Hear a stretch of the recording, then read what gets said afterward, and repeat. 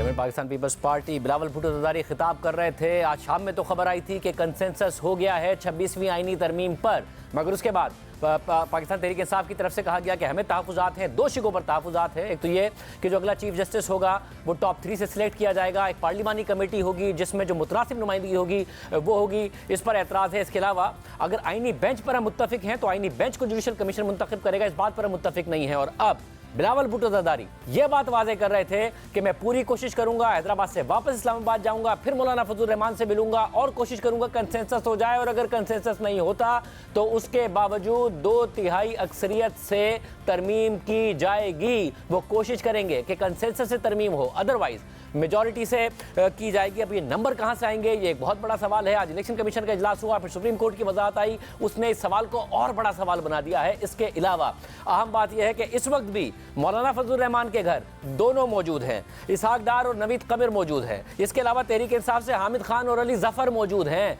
सब मौलाना को मनाने की कोशिश कर रहे हैं, मगर आज मौलाना से शाम में मुलाकात हुई तहरीक इंसाफ की, और उस वक्त वहां पर बिलावल भुट्टो ज़रदारी से भी मुलाकात हुई तहरीक इंसाफ के रहनुमाओं की। खबर ये आई और बैरिस्टर गौहर खान साहब ने कहा भी कि तकरीबन इत्तफाक हो गया है। फिर आज पार्लिमानी कमेटी का इजलास हुआ, उससे भी खबर आई और खुर्शीद साहब ने कहा कि इत्तफाक हो गया है, पीटीआई भी उसमें शामिल है इत्तफाक करने वालों में। मगर फिर सलमान अकबर राजा साहब ने कहा कि ऐसा कोई इत्तफाक नहीं हुआ है। तो असली बात क्या हुई है, सेनेटर इरफान सिद्दीकी साहब रहनुमा नून लीग जो कि आज कमेटी के इजलास में मौजूद थे वो हमारे साथ मौजूद, आमिर डोगर साहब सीनियर रहनुमा तहरीक इंसाफ जो आज कमेटी के इजलास में मौजूद थे वो हमारे साथ मौजूद हैं, और हमारे साथ मौजूद हैं सेनेटर कामरान मुर्जा साहब, सीनियर रहनुमा हैं जमीयत उलमा इस्लाम के, मौलाना के करीब हैं। उनसे हम पूछेंगे। पहले कामरान मुर्जा साहब, एग्जैक्टली क्या हुआ है? आज खबर आई, पहले बैरिस्टर गौहर साहब ने कहा कि तकरीबन इत्तफाक हो गया है मौलाना के साथ, तो और फिर कमेटी की भी खबर आई कि तकरीबन इत्तफाक हो गया है। क्या हुआ एग्जैक्टली? क्योंकि बिलावल कह रहे हैं अगर इत्तफाक हो जाए अच्छी बात है, वरना हम करेंगे तरमीम। अब देखिए, जहाँ तक ये डॉक्यूमेंट जो आज वाला डॉक्यूमेंट तैयार हुआ है उसका मैं शरीक था। ये साइड लाइन पे हुआ है, कमेटी में नहीं हुआ। इसमें हम कहीं और बैठ के, मैं था, तारड़ साहब थे और अटॉर्नी जनरल साहब थे और मुर्तज़ा वहाब साहब थे। हम लोगों ने बैठ के इसको फिर गो कि इस पे इख्तलाफात कुछ ना कुछ बाकी थे, पीपल्स पार्टी के भी थे, हमारे भी थे, मगर बहरहाल डॉक्यूमेंट जो ना वो हमने बनाया। दोबारा मैंने उसकी रीडिंग नहीं की है, मगर डॉक्यूमेंट बनाया। अभी भी जो है, पहले जिस वक्त आज भी पीटीआई का वफद आया था तो भी मैं मौजूद था, अभी भी बैठे साथ ही नौनी के साथ हूँ इस वक्त। वैसे तो आप जब उनके साथ हैं तो मुझे ये बताइएगा कि जो दो अहम निकात पर एतराज़ उठाया सलमान अकबर राजा साहब ने, वो ये कि आईनी बेंच, आपकी डिमांड थी कि आईनी बेंच हो, उस पर पीपल्स पार्टी मान गई, मगर सलमान अकबर राजा साहब कह रहे हैं कि बेंच में जो तैनातियां हैं वो जुडिशल कमीशन करे, इससे हमारा इत्तफाक नहीं, और फिर टॉप 3 में से एक चीफ जस्टिस बने और उसकी जो सिलेक्शन प्रोसेस है वो पार्लिमानी कमेटी करे, उस पर हमारा इत्तफाक नहीं। क्या मौलाना साहब का JUI का इत्तफाक है इस बात पर हुकूमत के साथ? वो उसी पे हम डिबेट कर रहे हैं। हमने मुस्लिम लीग नून से और पाकिस्तान पीपल्स पार्टी से टाइम दिया था, हम पीटीआई को इंगेज करना चाहते थे। देखिए, पीटीआई को नज़रअंदाज नहीं किया जा सकता। वो एक बड़ा पार्लिमानी ग्रुप है और एक बड़े तबके की नुमाइंदगी करती है। हम नून लीग के साथ, पीपल्स पार्टी के साथ हमारे बहुत अच्छे ताल्लुकात रहे हैं, एक अच्छा माजी है हमारा, छोटी मोटी तलखियों के बावजूद, मगर इसकी हमारा जो है ना, हम इतने बड़ी नुमाइंदगी को जो है पीटीआई के पास है, हम उसको नज़रअंदाज नहीं कर सकते। और यहाँ नंबर गेम हमारे ख्याल में मसला नहीं है, मसला कंसेंसस है। कॉन्स्टिट्यूशन में हम अमेंडमेंट करने जा रहे हैं, तो हम ये चाहते हैं कि ना सिर्फ इनको इंगेज किया जाए बल्कि किसी ऐसे नतीजे पे पहुंचा जाए जो कि ऐसा हो कि जो मुल्क कौम के लिए बेहतरी हो। उनकी बात वैसे मगर आप अगर मुझे JUI की हद तक बताइएगा कि आपका किस हद तक इत्मीनान है, क्योंकि आपने सबसे पहले कहा था कि बेहतर है कि कॉन्स्टिट्यूशनल बेंच हो।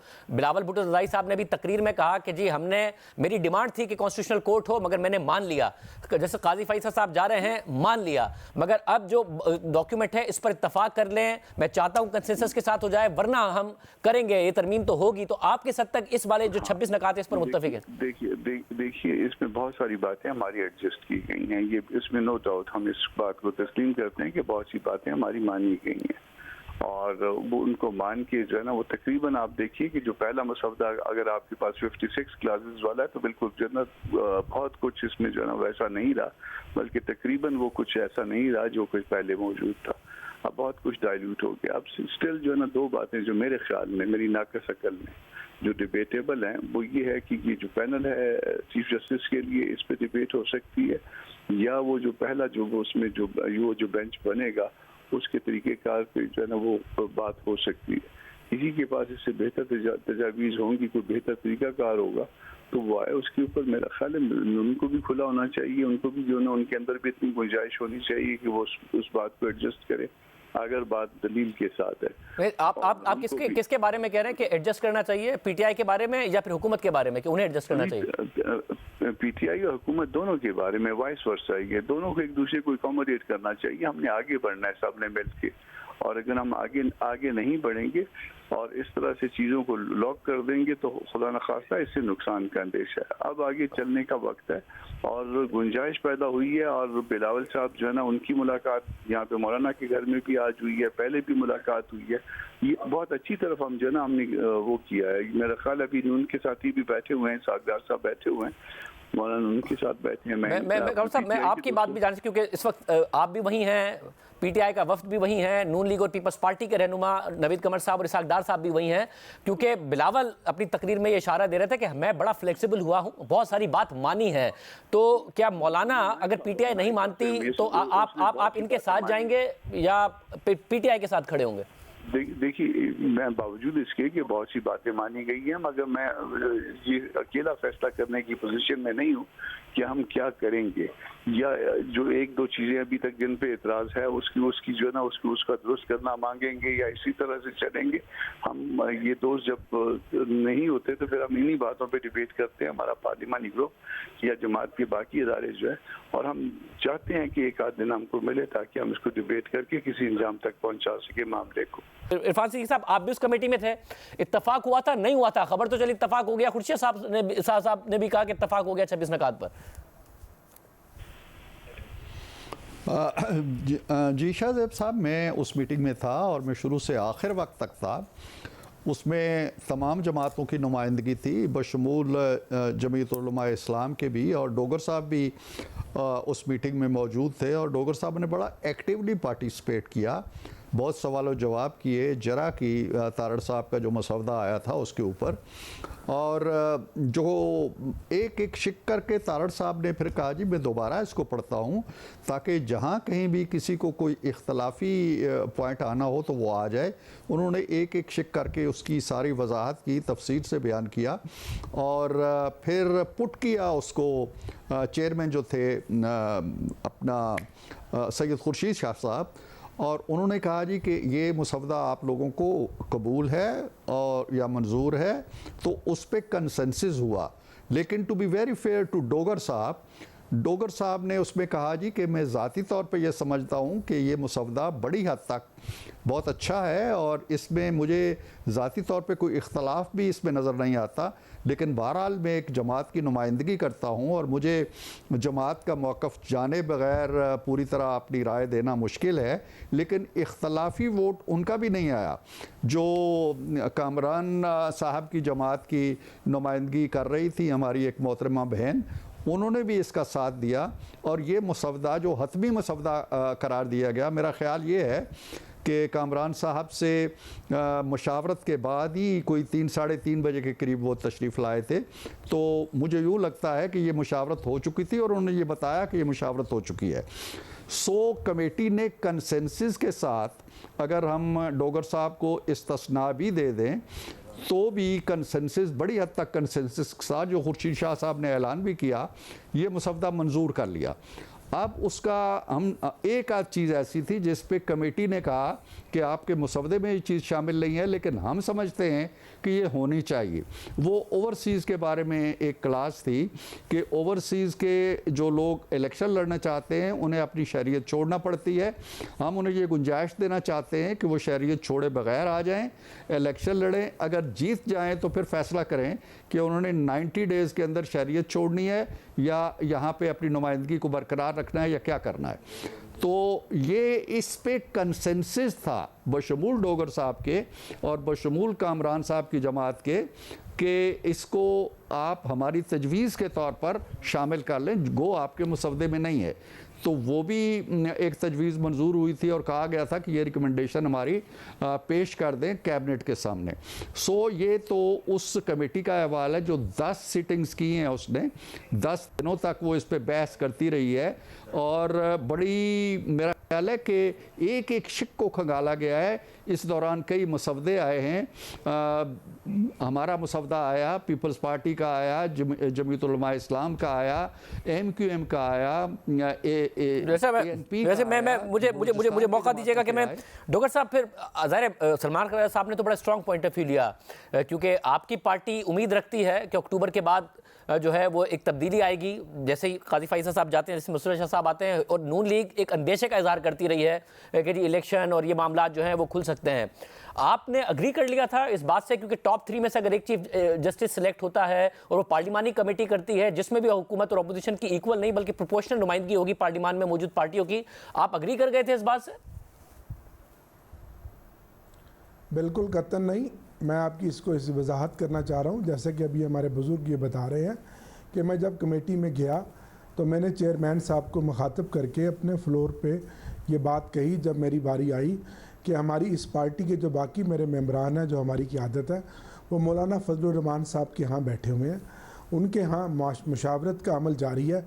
जैसे ही कोई हतमी बात आएगी और उसी मुशावरत के नतीजे में फिर वो लोग आएंगे और आकर बैठ कर हम आपसे बात करेंगे और इस अमल को आगे बढ़ाएंगे। इसी दौरान बाकी मेम्बरान भी अपनी अपनी बारी पे बात करते रहे और मुख्तलिफ पॉइंट्स पे वो अपना पॉइंट ऑफ व्यू देते रहे। एक जो पॉइंट था, जो ओवरसीज़ को इलेक्शन लड़ने का हक़ दिया जाए, वो बाकी हमारे जो जुमला पार्टी के जो पार्लिमानी पार्टियों के वहाँ लोग थे, उन सब का एक तरह से मुतफ़क्का मामला बन गया कि इसको आपने निकाल दिया, इसको नहीं निकालें बल्कि इसको शामिल करें। उस पर मैंने भी कहा कि पाकिस्तान तहरीक इंसाफ का भी यही मौक़िफ़ रहा है कि ओवरसीज़ पाकिस्तानी जिनके दिल आपके साथ धड़कते हैं, जो पाकिस्तान की मईशत में अपना एक अहम किरदार अदा करते हैं, इनको ज़रूर डालना चाहिए। और उसके बाद फिर जनरल गुफ्तगू हुई, इरफान साहब भी मांगते रहे, बाकी भी मांगते रहे, ये सिलसिला चलता रहा। आज़म नज़ीर तारक मुख्तलिफ़ सवालात का जवाब देते रहे, अलीम खान के सवालात के जवाब दिए, मेरे सवालात का जवाब दिए। फिर एकदम शाहिदा रहमानी साहबा नमाज के लिए उठ गई, एकदम खुर्शीद शाह साहब बिल्कुल एंड में खड़े होकर उन्होंने कहा जी फिर मैं आप सबका शुक्रिया अदा करता हूँ कि आपने इस मसवदे को कंसेंसस से मंजूर किया। जिस पर फिर मैंने अपना पॉइंट ऑफ व्यू दिया और स्ट्रांगली पॉइंट ऑफ दिया और खड़े होकर कहा और उनको नोट करवाया और रिकॉर्ड करवाया कि मैं आपके इस कंसेंसस में शामिल नहीं हूँ, क्योंकि हो सकता है मैं ज़ाती हैसियत पे ये समझता हूँ कि इन तमाम चीज़ों में कोई ऐसी चीज़ मुझे नहीं नज़र आ रही जो हमारे लिए कोई ख़ास लीथल हो। लेकिन साथ एक और बात जो शाहजेब साहब बहुत ज़रूरी है, मैंने ये रिकॉर्ड के साथ कही और पूरी शद्दोमत के साथ कही और लहरा कर वो एजेंडा दिखा कर कहा कि ये ड्राफ्ट जो आपने दिया है, अगर यही ड्राफ्ट है तो फिर 1 महीने से जो बाहर आपने जंग का मैदान बनाया हुआ है, फस्तारियत का दौर है, जबर है, जुल्म है, तो फिर ये किस लिए था? ये बड़ा अहम नुकता है। फिर मैं कामरान मुर्तज़ा साहब, मैं आपसे ये जानना चाहूँगा कि फिर एक कोई कंसेंसस आप लोगों के दरमियान और जो बैरिस्टर गौहर साहब आए हुए थे मौलाना से मिलने, उनके दरमियान भी हुआ? उन्होंने बाहर निकल के कहा कि तकरीबन हमारा मौलाना के साथ इत्तफाक हो गया है। वो भी क्या ये 26 नकात वाला ही था या कुछ और था कामरान मुर्तज़ा साहब? मैंने उनके साथ शेयर की थी। मुझे जो है वो अटॉर्नी जनरल साहब ने, क्योंकि वो आखिर तक बैठे थे, उनके लैपटॉप पे काम हो रहा था, तो उन्होंने मेरे साथ शेयर किया था। मैंने फिर आपने जो है ना, मैंने वहीं पे पूछ लिया था, इजाज़त ले ली थी कि जो डॉक्यूमेंट यहाँ बन रही है वो मैं PTI के साथ शेयर करूँगा। तो तारड़ साहब थे और मुर्तज़ा वहाब थे, उन्होंने मुझे परमिट किया था कि आप शेयर कर लीजिए। फिर मैंने PTI के दोस्तों के साथ वो डॉक्यूमेंट शेयर कर दिया था। मतलब यानी यही 26 नकात थे जो आपने उस वक्त शेयर किए बैरिस्टर गौहर और दीगर लोग जो कि मौलाना से मिलने आए हुए थे? अली जफर को, बैरिस्टर गौहर को, राजा सलमान साहब को, हामिद खान साहब को, असद कैसर साहब को मैंने शेयर किया था ये डॉक्यूमेंट। हुसैन साहब को, ये 6-7 लोगों को मैंने शेयर किया था ताकि ये देख लें, पढ़ लें। इनको मैंने कहा था कि इसको पढ़ लें ताकि हमें आपकी रेड लाइन पता चल जाए, क्योंकि हम आपकी वजह से हम रुक गए हैं कि हम उनके साथ कोई फाइनल बात नहीं कर पा रहे हैं। तो आप हमें बताइए, हमारा इशू ये है कि हम जो है ना कंसेंसस चाहते हैं। हम ये नहीं चाहते कि नंबर गेम पूरी है या फिर अभी तक डिवीजन बरकरार रहे और फिर कौम इस बात पे तकसीम होगी किसने अच्छा किया था किसने बुरा किया था। आए, अच्छी बातें करते हैं, बुरी बातें निकाल देते हैं इससे। तो फिर उनका रिस्पांस क्या था? वो कौन सा पॉइंट था जिसकी वजह से जिसकी वजह से बैरिस्टर गौहर साहब ने बाहर आके कहा कि हमारा तकरीबन इत्तेफाक हो गया मौलाना के साथ डॉक्यूमेंट पे? उस वक्त जो मैंने जो फील किया वो पॉजिटिव था, और फिर उसके बाद हम काफ़ी देर बैठे रहे, फिर चले गए। अभी बैठे हैं, बैरिस्टर गौहर साहब भी बैठे हैं अभी भी। तो अपना उस वक्त अच्छा खासा पॉजिटिव था। अभी मैंने कहा कि इसमें दो बातों पे एतराज़ हो सकता है इस पूरे मामले में, उनके नुक्ता नज़र से। मैं अपने नुक्ता नज़र से, अपनी पार्टी का नुक्ता नज़र महफूज रखता हूँ। दो नुक्ता नज़र जो उनकी नुक्ता नज़र से हो सकता है, एक ये जो पहला जो ये अपना कमीशन होगा उसको प्रिजाइड कौन करेगा, ये उनके नुक्ता नज़र से ये एतराज़ हो सकता है। और दूसरा एतराज़ जो है ना वो पैनल पे हो सकता है। बाकी मेरा ख्याल है कोई ऐसी चीज़ नहीं है, टू बी वेरी फेयर, कि कोई ऐसी चीज़ नहीं है जिसके ऊपर जो है ना वो कोई आदमी ऐसी बात कर सके। इरफान सिद्दीकी साहब, अब ये बताएगा कि बिलावल भुट्टो ज़रदारी साहब ने तो अपनी तकरीर में बाकायदा इंदिया दिया कि फिर हम जाएंगे और करेंगे, हम चाहते हैं कंसेंसस से हो। हुकूमत है फ्लेक्सिबल कि ज़रा कुछ और तब्दीली के लिए अगर PTI कहती है और मौलाना कंसेंसस बिल्ड करने की कोशिश करते हैं? 26 नकात आपकी तरफ से फाइनल नकात हैं। देखिए खानज़ादा साहब, फाइनल तो मेरा ख्याल है कि उस वक्त ही होगा जब सारे स्टेक होल्डर्स या कम से कम ये जमातें जिन्होंने बड़ी काविश की है और एक दूसरे के साथ बड़ा तावन किया है, गिवन भी किया है कहीं पे, और अपने मौक़िफ़ से पीछे भी हटी हैं। मौलाना फजलुर रहमान ने ख़ासा स्पेस दिया, हमने बहुत स्पेस दिया। हमारे लिए बहुत बड़ा मसला था कि हम कॉन्स्टिट्यूशनल कोर्ट से, आपको पता है कि बिलावल ख़ास तौर पे इसको चैम्पियन करते रहे और सारी तगोदो उन्होंने इसी नुक्ते पे की। उस कोर्ट से पीछे हट के बेंच पे आना उनके लिए भी एक बड़ा मुश्किल मरला था, लेकिन वो तय हो गया। बहुत सी चीज़ें तय होगी। मैं समझता हूँ कि जो मुसवदा आज कमेटी के सामने आया था वो हतमी था, 26 निकात का था या जो भी था, और वो सारी जो पार्टियां थी उनकी इत्तफाक़ राय से आया था। कम अज़ कम वो पार्टियां जो इस मशावरती अमल में शरीक थी, हम PTI को बीच में से निकाल भी सकते हैं कि जिनकी अभी हतमी राय नहीं आई थी, लेकिन बाकी तमाम जमातें इस पर मुतफ़िक हो चुकी थी। उस इत्तफाक़ राय की रोशनी में ही सैयद खुर्शीद शाह ने ऐलान किया कि ये कंसेंसस के साथ। मैंने स्पेस जो डोगर साहब ने बात की है मैं उसकी तायद करता हूँ। मैंने पहले कह दिया कि उन्होंने अपने तहफ़्फ़ुज़ात का इजहार ज़रूर किया था, अगरचे ज़ाती तौर पे उन्होंने कहा था कि मुझे इसमें कोई ऐसी बात नज़र नहीं आती। अब मामला जो जहाँ पे आ गया है, मैं बिलावल साहब की तकरीर जितनी मैंने सुनी है उसके अंदर वो अभी भी एक अकोमोडेटिंग उनका तर्ज़ अमल है। वो कहते मैं रात को वापस आ रहा हूँ, हम फिर हतमी कोशिश करेंगे। आज हमारा इजलास था जो 2 बजे था, फिर 6 बजे हुआ, फिर पता चला जी कि नहीं अभी तक मामलात चल रहे हैं, अब कल 11 बजे इजलास होना है। तो कोशिश तो यही है कि जिस कंसेंसस पे हम लोग पहुंच चुके हैं, अब हमारे लिए मामला ये है कि हम शुरू में ये समझे थे, मैं बिल्कुल फ्रैंकली ये बताना चाहता हूँ कि मौलाना का और PTI का मसवदा एक ही होगा, और जब मौलाना की कोई चीज़ हमारे सामने आएगी तो हम ये समझेंगे कि इसमें PTI का इनपुट पूरी तरह शामिल है। वो नहीं हुआ ऐसा। मौलाना का मसवदा अलग से आ गया, हमारा अलग से आ गया, पीपल्स पार्टी का अलग से आ गया, फिर तीनों एक हो गए। अब तीनों एक होने के बाद एक नया इशू ये पैदा हो गया है कि जमीयत उलमा इस्लाम जो है वो PTI को भी इसमें शरीक करना चाहती है। अगर उनकी ये शिरकत पहले हो चुकी होती आपस में तो मामला बड़ा आसान होता। अब यहाँ से थोड़ी सी देर या ताख़ीर हो रही है, और मेरा ख़्याल ये है कि जैसा कामरान मुर्तज़ा भाई ने कहा है कि ये मुश्किल मरला नहीं है, आने वाले चंद घंटों में शायद ये भी तय हो जाए। और बड़ी अच्छी बात है कि कंसेंसस से हो, लेकिन कंसेंसस में एक बात कहना चाहता हूँ खानज़ादा साहब, कंसेंसस मोरालिटी में आ सकता है, पॉलिटिकल एथिक्स में आ सकता है, कॉन्स्टिट्यूशनल रिक्वायरमेंट 2/3 है। 2/3 नंबर जिस वक्त पूरे हो जाएंगे तो आईनी तरमीम हो जाएगी, ये आइन का तकाजा है। इरफान सिद्दीकी साहब, आपके पास वो नंबर, बिलावल ने भी इशारा किया है, PTI हो, अख्तर मेंगल साहब हो, मौलाना, वो सभी कह रहे हैं अब कि हमारे लोगों को बहुत ज़्यादा हिरासा किया जा रहा है। ये नंबर आपके पास पूरे हैं, क्योंकि 2/3 अगर आप खुद नहीं कर पाएंगे और ज़बरदस्ती करेंगे तो फिर ज़ाहिर अखलाकी सवाल और ज़्यादा बड़ा हो जाएगा।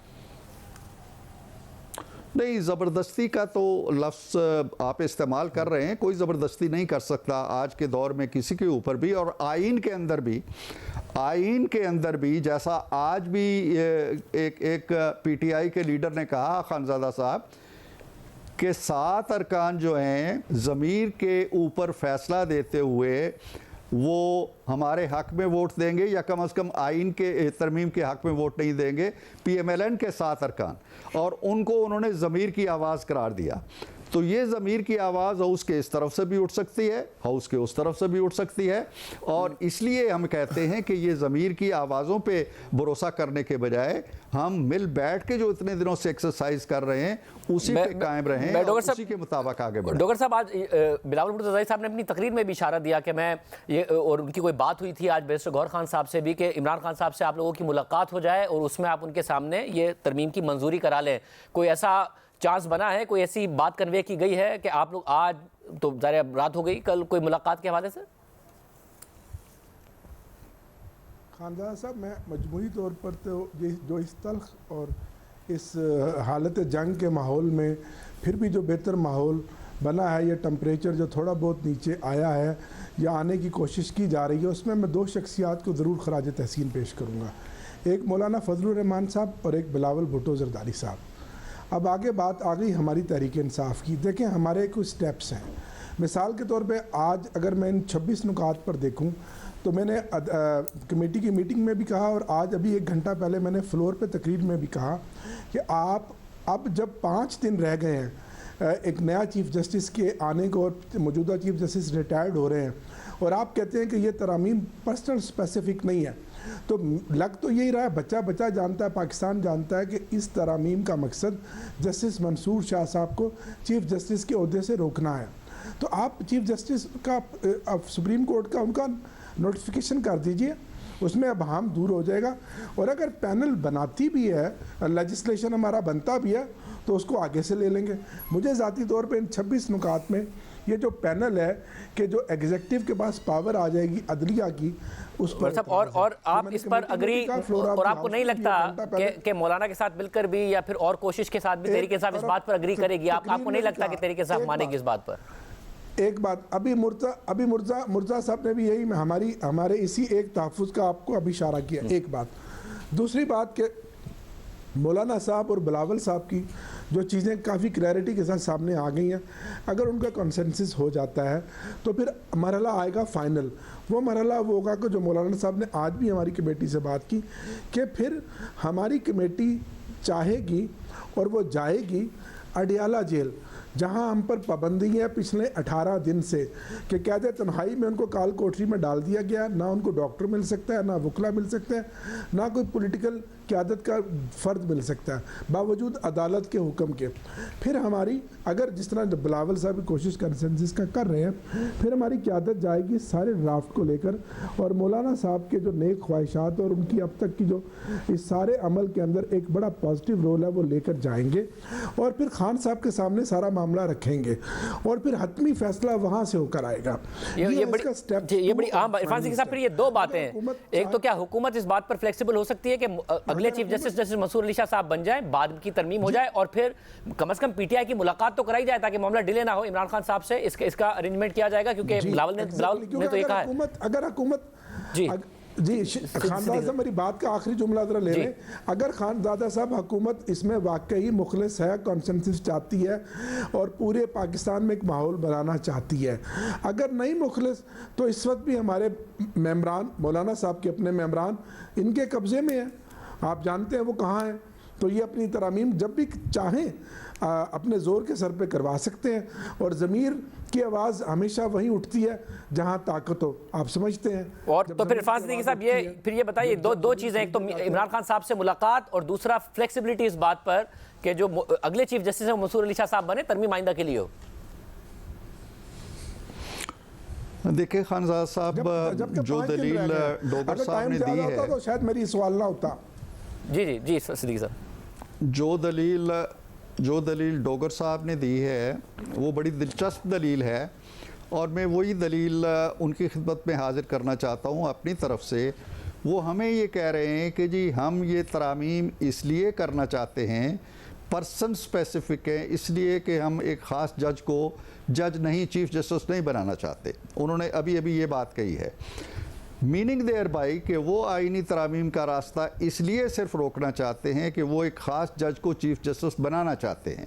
दे आर पर्सन स्पेसिफिक, हम पर्सन स्पेसिफिक नहीं हैं, हम पर्सन स्पेसिफिक नहीं हैं। आइन के मुताबिक वो बन जाएंगे ना, आप जब बदल रहे हैं तो आप पर्सन स्पेसिफिक हो रहे हैं ना, वरना आइन मौजूदा आइन के मुताबिक तो बन जाएंगे। आइन तो वो होगा ना, आइन तो वो होगा ना जो कल बनेगा या परसों बनेगा या तरसों बनेगा, आइन वो नहीं होगा ना।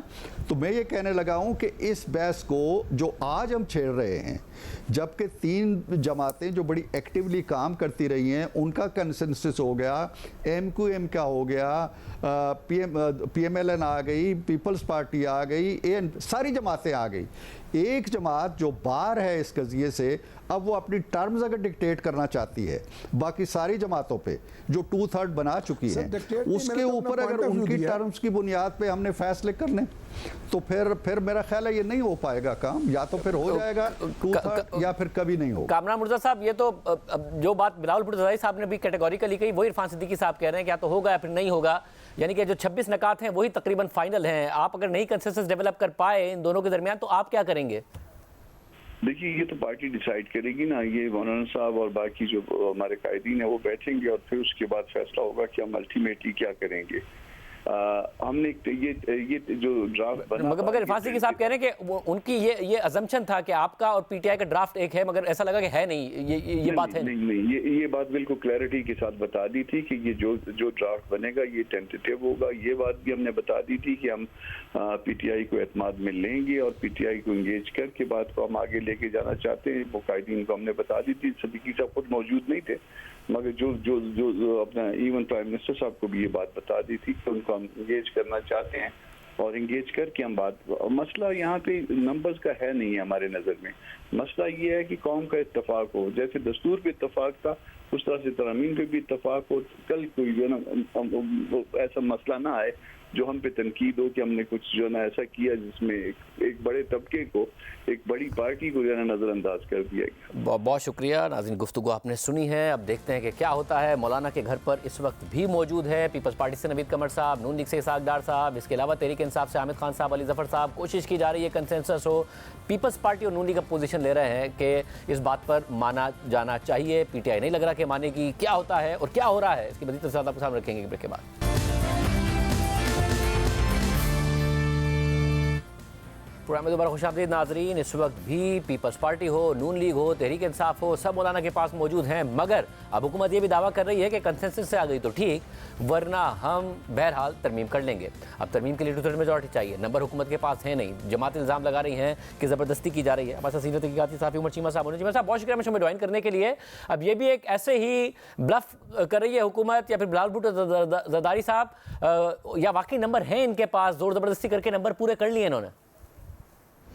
देखिए, नंबर तो इनके पास इसी तरह पूरे हैं ना कि दूसरे लोगों के बंदे चुरा रहे हैं, कोई उठा रहे हैं, कोई बंदा किसी जगह पे है, कोई इधर सुप्रीम पार्लियामेंट में रूहानी आवाज़ के साथ बता रहा है कि मुझे उठाया जा रहा है या मेरे जो करीबी लोग हैं उनको प्रेशराइज किया जा रहा है। तो ओवरऑल बंदे इन्होंने किधर से आसमान से लेकर आने हैं, इधर ही बाकी जमातों के बंदे चोरी कर रहे हैं और क्या कर रहे हैं ये कोई। और ये बड़ी घटिया किस्म की सियासत है जिस अंदाज में ये आईनी तरमीम करने जा रहे हैं। उससे बेहतर था कि आपको फजलुर रहमान साहब के साथ मिलके, बेशक अगर आपने 3 काम करने थे, कोई अगर एक काम जो आपका सबसे ज़रूरी है वही अगर हो जाता है और कंसेंसस से हो जाता है तो वो ज़्यादा एक ऑनरेबल था। लेकिन यही है कि अब ये बंदे उठा रहे हैं, अब दूसरी साइड वाले जो हैं वो कहते हैं जी कि ये कोई बाहमी रजामंदी से उठाए जा रहे हैं, कि वो कहते हैं कि आप हमारे लीडर्स जो हैं उन तक ये पैगाम जाना चाहिए कि हम अंडर प्रेशर हैं लेकिन हम आपके साथ हैं। लेकिन जो भी है, मैं कहता हूँ जो भी वजह है, लेकिन ओवरऑल इस सारे अमल में हुकूमत या जिनको हम रियासत कहते हैं वो सारे बदनाम हो रहे हैं। तो और फिर इस सारी सूरत हाल में जो एम्बैरसमेंट हुई थी 2 हफ्ते पहले इतवार के दिन, वो एम्बैरसमेंट होने जा रही है हुकूमत के लिए या वाकई तरमीम होने जा रही है आपके ख्याल में? नहीं, वो वाली एम्बैरसमेंट नहीं होगी, एम्बैरसमेंट इस तरह डिफरेंट होगी।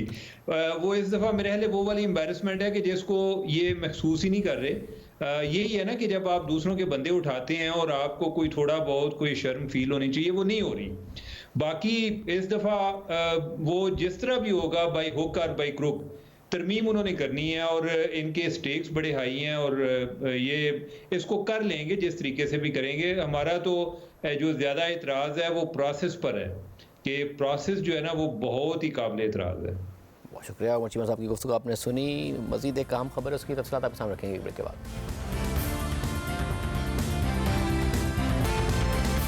इसराइल ने इस्माइल हनिया, मोहम्मद देव, फवाद शुक्र और हसन नसरुल्लाह के बाद याह्या सिनवार को भी शहीद कर दिया है। इसराइल याह्या सिनवार को गुज़िश्ता साल इसराइल में 7 अक्टूबर को हमास की तरफ से होने वाले हमलों का मास्टरमाइंड समझता है। याह्या सिनवार तेहरान में इस्माइल हनिया की शहादत के बाद हमास के दूसरे सरबराह हैं जो गुज़िश्ता 3 माह के दौरान इसराइल का निशाना बने हैं। हमास ने भी याह्या सिनवार की शहादत की तस्दीक कर दी है। कल शाम पहले यह खबर सामने आई कि इसराइली फ़ौज ने जनूबी गजा के शहर रफ़ा में हमास के 3 जंगजुओं को झड़प के दौरान मारा है और इसराइली फोर्सेस को इस बात का शुबा है कि इन 3 जंगजुओं में से एक हमास के सरबराह याह्या सिनवार हैं। इसके बाद कल रात को इसराइल की जानिब से याह्या सिनवार के मारे जाने की बाकायदा तस्दीक कर दी गई थी। याह्या सिनवार पिछले 1 साल से इसराइल की मोस्ट वांटेड लिस्ट में शामिल थे और इसराइली फोर्सेस उन्हें मारने के लिए गजा में मुसलसल ऑपरेशंस कर रही थी। इसराइली फोर्सेस 1 साल के बाद याह्या सिनवार तक कैसे पहुंची और उन्हें कैसे टारगेट किया गया, इस हवाले से तफसीलात भी सामने आ गई हैं। BBC के मुताबिक इसराइली फौज का कहना है कि उसका एक यूनिट 16 अक्टूबर यानी बुध को रफा के इलाके तिर अल सुल्तान में गश्त कर रहा था कि उन्हें 3 मुसल्लह अफराद दिखाई दिए और इसराइली फौज ने झड़प के बाद उन्हें मार दिया।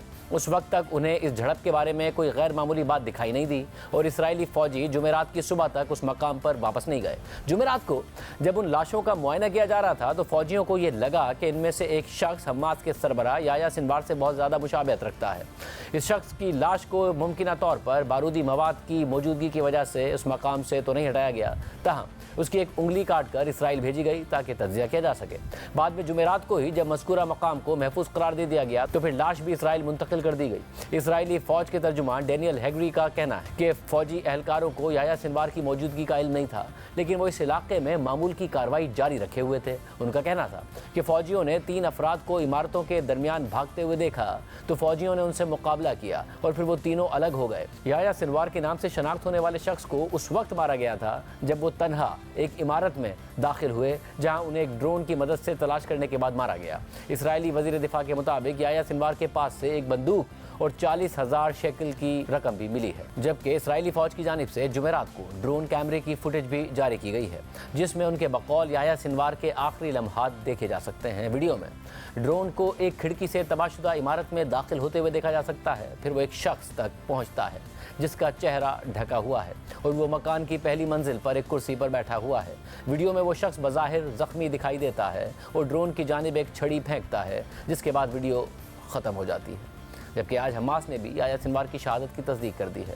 अल जज़ीरा के मुताबिक हमास के सीनियर ओहदेदार खलील हय्या ने एक वीडियो बयान में हमास के सरबराह याह्या सिनवार की मौत की तस्दीक कर दी है।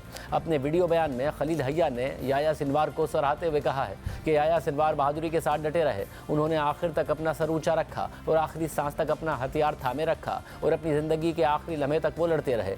खलील हय्या ने मजीद कहा कि याह्या सिनवार ने अपनी पूरी ज़िंदगी एक मुक़द्दस जंगजू के तौर पर गुजारी। अपने इब्तिदाई दिनों से ही वो एक मज़ाहमती जंगजू के तौर पर जिद्दोजहद में मसरूफ़ थे। वो इसराइली सलाखों के पीछे भी डटे रहे और रिहाई के बाद भी उन्होंने अपनी जिद्दोजहद और मकसद के लिए लगन को जारी रखा। जबकि खलील हय्या ने अपने बयान में यरगमालियों की वापसी से मुतालिक कहा कि जब तक गजा में जंग ख़त्म नहीं होती और इसराइली फ़ौज वहाँ से वापस नहीं जाती उस वक्त तक गजा में कैद इसराइली यरगमाली भी वापस नहीं होंगे।